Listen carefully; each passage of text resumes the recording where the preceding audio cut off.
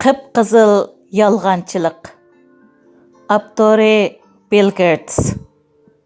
Kommunist Xitayning dunyoviy hükümran bo'lish istikining ish yuzi. 12-bob ھەربىي kuch. Милтىقтىن چىقىدىغان دۇنياۋى ھۆكۈمرانلىق. 2-qism. Noqul parxotlarning sonidilla Xitayning dengiz armiyasining haqiqiy ko'lamini belgil bo'lmaydi. Xitayning yasalayotgan urush parxotlari favqulodda ilg'or bo'lib, uningga ilg'or qurollar va boshqariladigan bomba qatorliqlar saplangan. Bu texniklarning Xitoyga cheklimsiz yo'l qo'yilgan 30 yil jarayonidagi tor josusluqi va boshqa texnika o'g'irlari orqali Amerikadan o'g'irlangan bo'lish ehtimolligi yuqori. Masalan, Xitoy o'z armiyasiga yuqori suratlik o'q beshi atadigan elektr magnitlik zambirak saplamoqda. Bu qural sistemasi uzun yillardan buyon Amerika istixborot doiralari tomonidan Amerikaning kelgusi uchun birdan-bir texnika muvaffaqiyati bo'ladi deb mo'ljallangan edi. Ammo 2019-yil 1-oyda Xitoy ozodlik armiyasi 072 3 tiplik quruqlikqa chiqish parxodining beshiga o'rinlashtirilgan elektr magnitlik zambarakning suratini e'lon qildi. Bu qurol elektr magnit energiyasidan foydalanib, portlaydigan zambarak o'qi orqali nishonga hujum qiladi.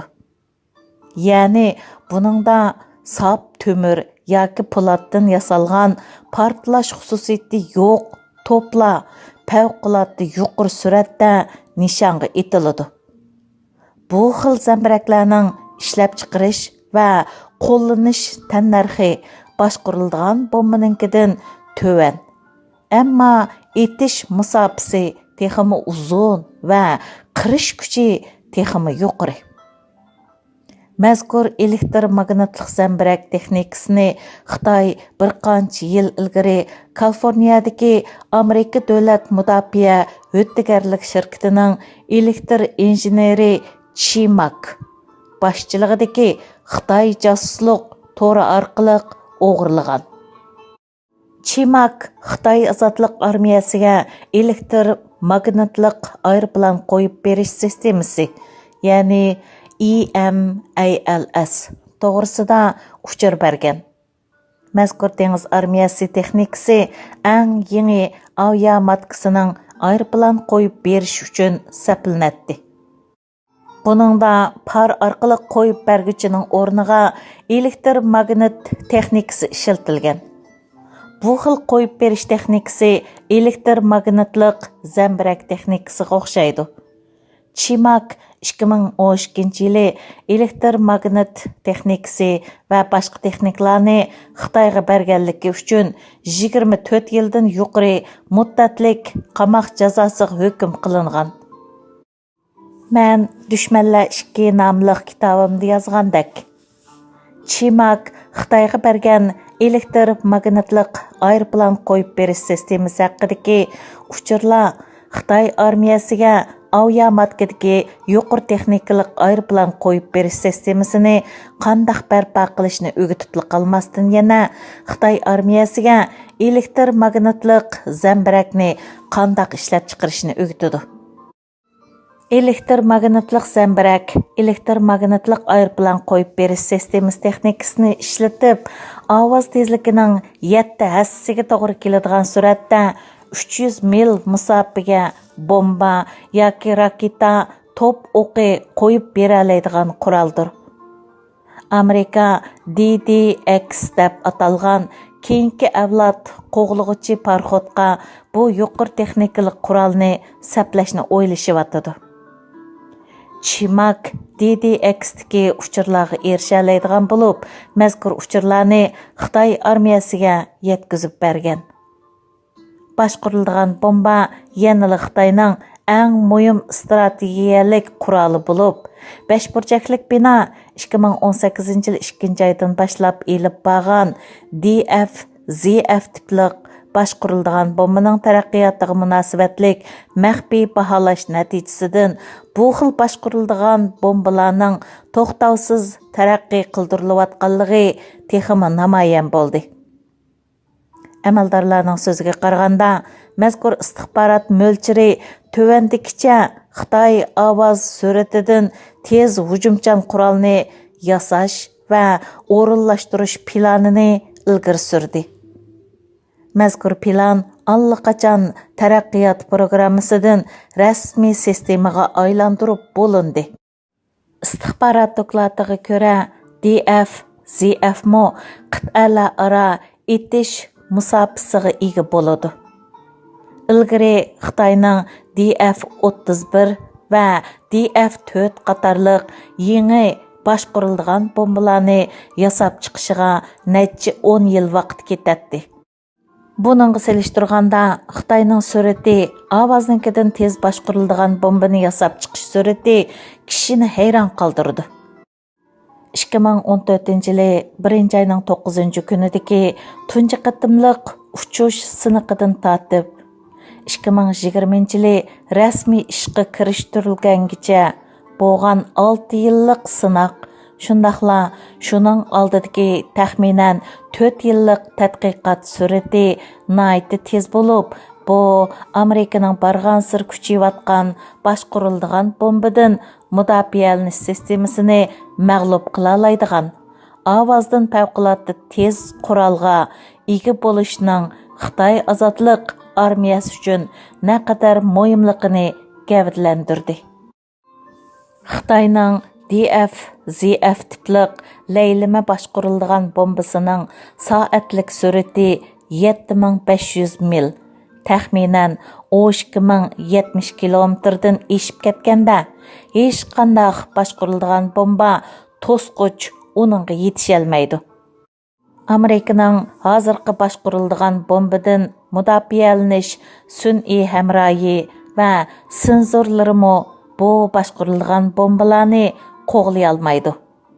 Xitoyning yuqori suratlik laylama boshqarilgan bombasi bor bo'lgan ahvolda Amerika yangi tipdagi boshqarilgan bombadan mudofialanish sistemalarini yasab chiqmaguncha boshqarilgan bomba mudofaa ishlariga solgan necha 10 milliard dollar mablag'i bekorga ketgan bo'ladi.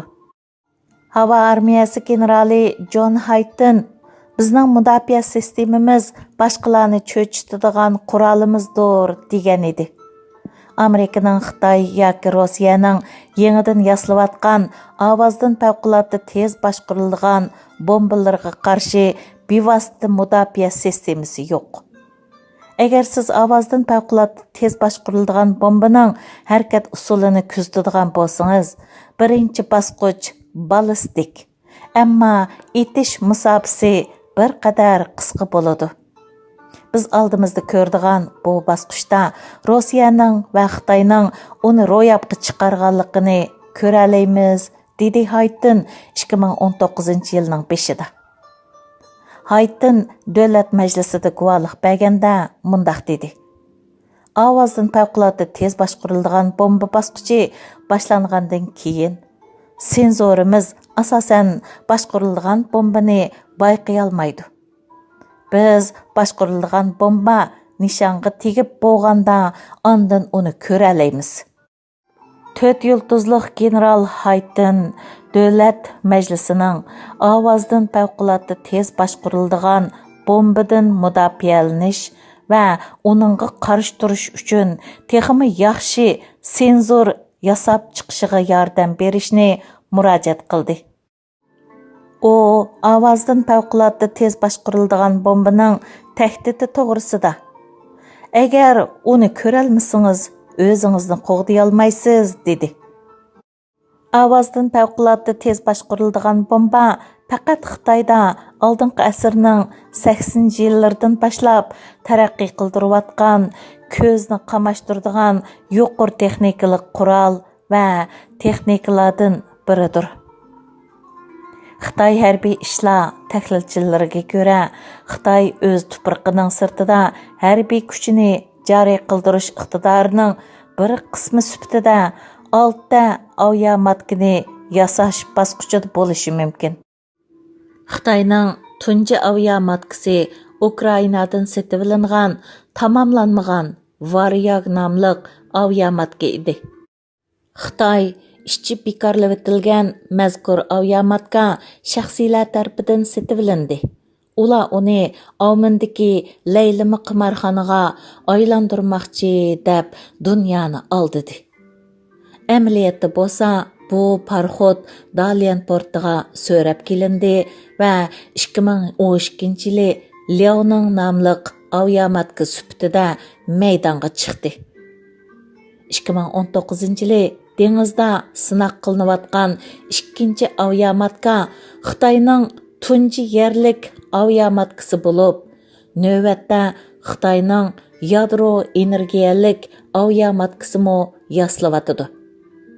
Ya'ni Xitoyning Germaniyada zoyum tarqitish orqali erishgan 1 milliard dollarni ھەربىي parxodlarni yasashga ishiltishi to'g'risidagi 8-bobga qarang.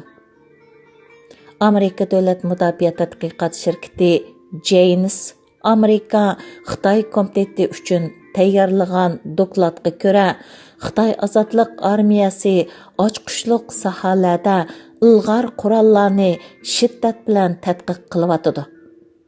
Oldingi boblarda bayon qilingandek, Xitoy olam bo'shligi tor va elektron sohalarda g'arbiy an'anaviy yuqori texnikalik urush qilishga aktivlik bilan tayyorlik qilmoqda. Bu ta'sir kuchini zo'raytirish, tonish boshqarish, siyosiy urush va psixologiyalik tizginlashlardan murakkab usulda foydalanish qatorliqlarga chetiladi.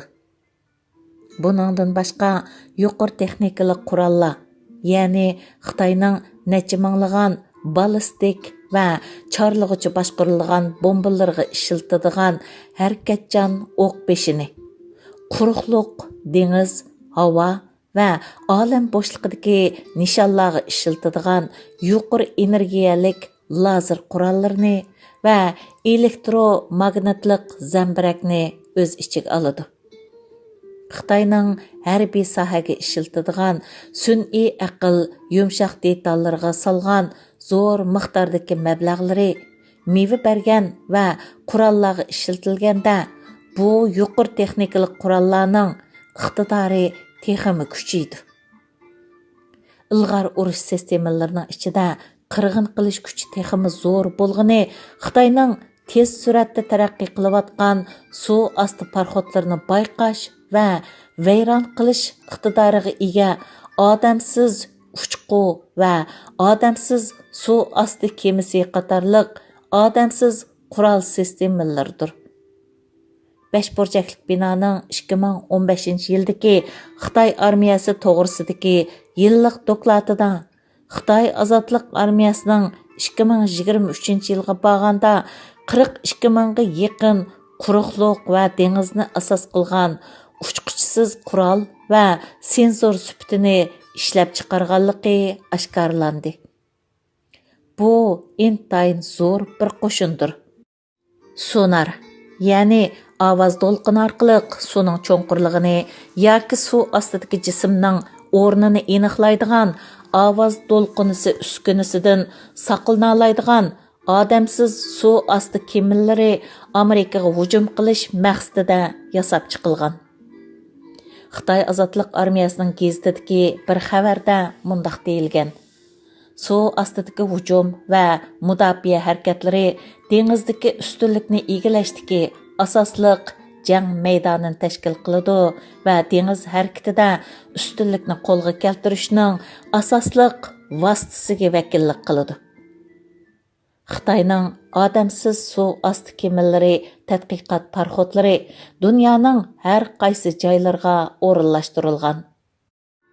Okeanning eng tegidan sun'iy hamrohga ulana oladigan suv osti sensor to'riga tayinadi. Sun'iy idrok iqtidoriga ega insonlarning kontrolliqsizla harakat qila oladigan odamsiz suv osti kemalari nishonni avtomatik bekitadi. Shundaqla shu nishonga qarta mas qadamlik hujum tashkillaydi va boshlaydi. Xitoy ozodlik armiyasi buni suv osti arvoh urushi deb ataydi. Xabarda mundaq deyilgan: ma'lum bir kriz urushga aylanib ketishdan ilgari mazkur arvoh qurollarni oldin o'rinlashtirishga bo'ladi.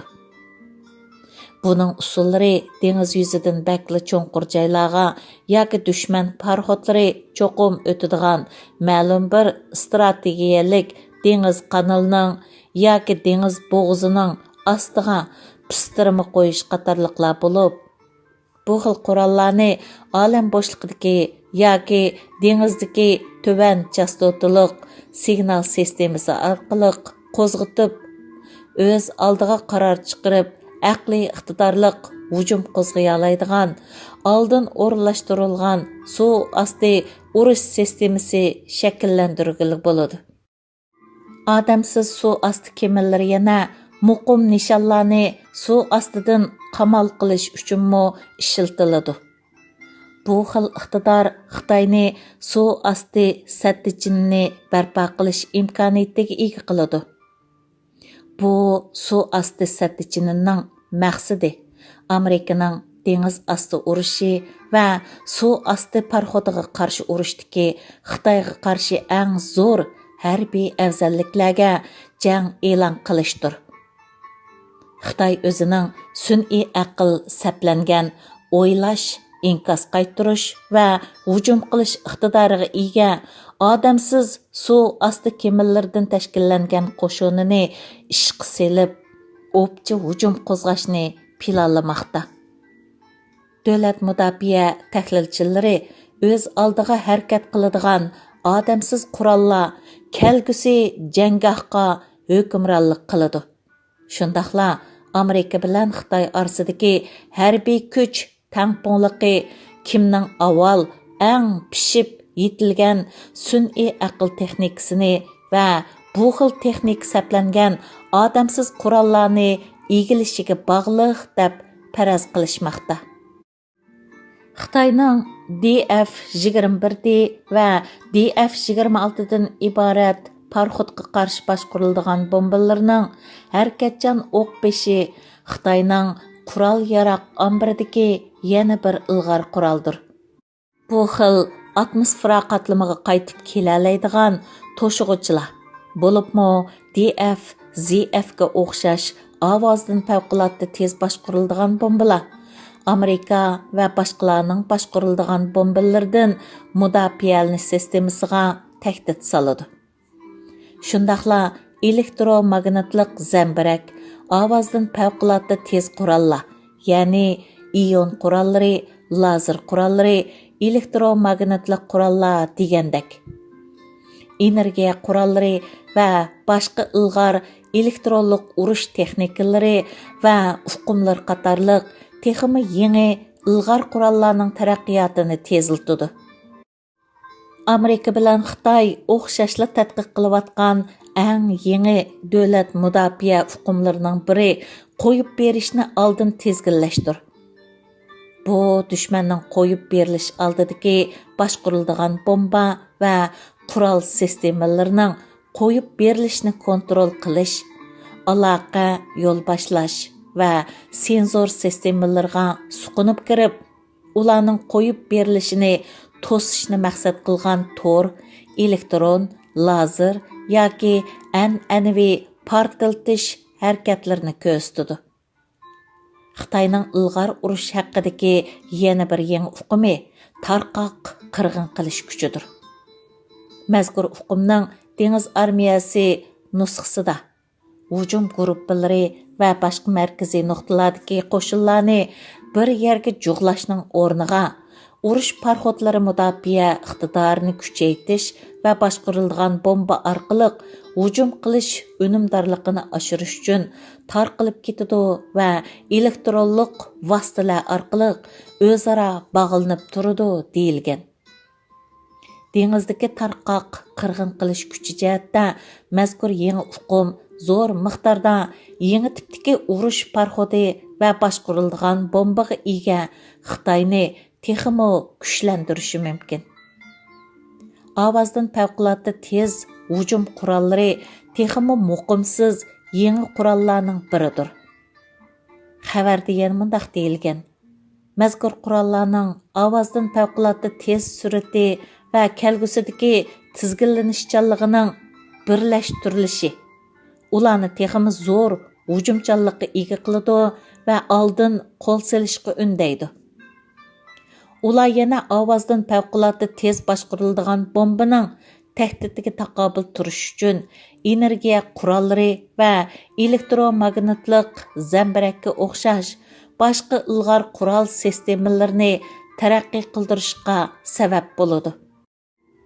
Xitoy ozodlik armiyasi sun'iy hamrohga qarshi lazer qurollarini yasashdan sirt yana odamsiz uchqiga taqobil turishga ishlatiladigan qo'l lazer quroli va ommani boshqarishga ishlatiladigan jon olmas lazer qurollarini tadqiq qilyotidi. Xabarda yana Xitoyning energiya quroli programmasi odamsiz uchqiga qarshi turishda qo'llanғылы bo'ladigan ham qo'lda ishlatiladigan qurollarni ham mashinaga o'rnatiladigan qurollarni o'z ichiga oladi deyilgan. Xitoy ozodlik armiyasi yana odamlik va odamsiz parxodlarimi lazer qurollari o'rnatishga urinmoqda. Shundaqli bular jiddiychilik ichidagi Janubiy Xitoy dengizida qarg'a kelishi mumkin. Elektromagnitlik zambarak Xitoy ozodlik armiyasining kun tartibining oldin qatordan o'rin olgan qurol bo'lib, parxodga bu xil zambarakning o'rnatilganligi Xitoyning bu jihatdagi taraqqiyotining nihoyatda tez bo'layotganligini gavdalantirdi. Xitoy ham hujum qilishga, ham boshqariladigan bombadan mudofaalanishga ishiltish uchun elektromagnitlik zambarak yasab chiqishga urinmoqda. Xitoyning darajadan tashqari bexatar kvant aloqa sistemasi barpo qilish plani Amerika davlat mudofaa planlag'uvchilari va istixborot tahlilchilarining yana bir asosliq andisisidir. Xitoy 2016 yil 8-oyda, ya'ni tunji kvant aloqa sun'iy hamrohini qo'yib berganda mazkur planini jakarlagan edi. Mazkur sun'iy hamroh 0 va 1lardan tarkib topgan navbatdagi raqam texnikasining o'rniga kvant biti, ya'ni qubit, ya'ni kvant nazariyasiga ko'ra o'xshamagan holatlarda mavjud bo'lib tura oladigan energiya orqali aloqa qiladi. Xitoyning kvant aloqa sistemasi buzg'ili bo'lmaydigan maxfiy shifr to'ri barpo qilish uchun loyihalangan. U Amerikaning davlat bexatarlik idorasidagi nihoyat iqtidorli shifr yashkuchilarga va elektronlik josuslarga tayangan strategiyalik afzallikka to'sqinlik qiladigan texnikadir. Xitoyning ma'lum bir uchur manbasining 2018 yil oshkorlashicha, Xitoy ozodlik armiyasi kelgusidagi kvant aloqa sistemasiga tayyorlik ko'rish yuzidan davlat miqyosidagi barliq qo'shinlarga yangidan optik talaliq aloqa simi o'rnatib chiqqan. Bu xil kvant aloqa sistemasi intayin bexatar bo'lib, u dunyodagi har qanday qo'shin bahramon bo'lishga intiladigan eng muhim harbiy iqtidorning biri. Shundaqla urushdagi strategiyalik afzallikdir. 1980-yillari Xitoy Amerika bilan aloqa o'rnatishga boshlagandan tortib, Beyjingdagi hukmdorlarning strategiyasi payt kutib, kuchni zo'raytish bo'lib keldi. 2019-yilga kelganda Xi Jinpingning hokimiyati ostida yangi bir o'zgarish maydonga keldi. 2019-yilga kelganda Xi Jinping davrida cho'ng burilish bo'ldi. Davlat Majlisining Amerika Xitoy iqtisod va bexatarlik tekshirish komitetining 2018 yildagi yillik dokladida Xitay rəisi Şi Jinpingning bir qatar yangi tashqi ishlar va hərbiy siyosat ko'rsatmalarini e'lon qilib, Xitayning o'z manfaatini qat'iy qo'g'dishini va xalqaro tartibni o'zgartirishga faol harakat qilishini targ'ib qilishi, Xitayning chorak asrdan ko'proq vaqtdan buyangi payt kutib kuchni zo'raytish, yetakchi o'ringa o'tib olmaslikdan iborat yetakchi prinsipining oxirlashganligining bisharatidir deyildi. Dokladning davomida Xitayning rayon, ya'ni Osiyodagi talash tortish ostidagi territoriyalarda izchil davomlashib kelayotgan tahdidlik faoliyatlari, ishbiyonlik va tor harakatlari, shundaqla ta'sir kuchi shakllantirish urinishlari qatorliq masalalarda ig'ir ixtiloflar bo'lganligi uchun Amerika-Xitoy bexatarlik munosabati yanada jiddiylik ichida deyildi.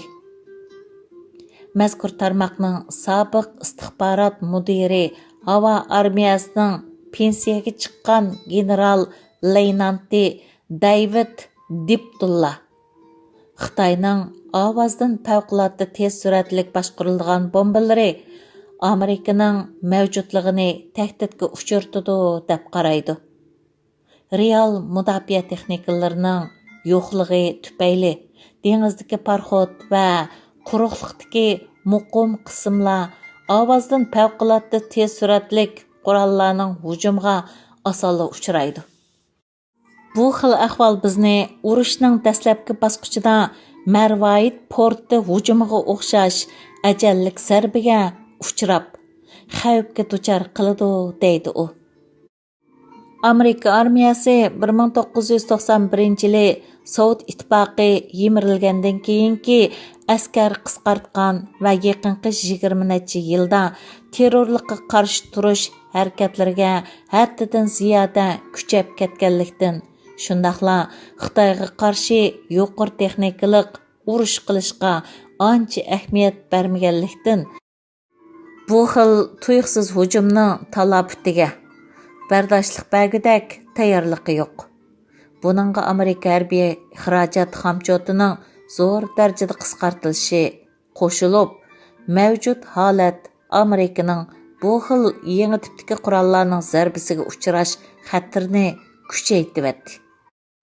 Amerika armiyasi Xitoyga o'xshash raqibini yengish uchun cho'qim uning 21-asrdagi chaqmoq tezligidagi urushiga taqobil turishga tayyorlanishi kerak. 40 yildan ko'proq vaqtdan buyon Amerika hukumati va armiyasi an'anaviy urush yoki yadro urushida Xitoyni qandoq mag'lub qiladiganligini oshkorlab baxmadi. Shundaqla Choshan urushidagidek urush plani oshkorlanib ketadigan ishmo yuz bermadi. Ayni chog'dagi 5027 harakat planida Choshan Koreyaga tuyuqsiz hujum qilgan taqdirda Amerika va uning ittifoqdoshlarining qandoq jang qildiganligi bayon qilingan edi.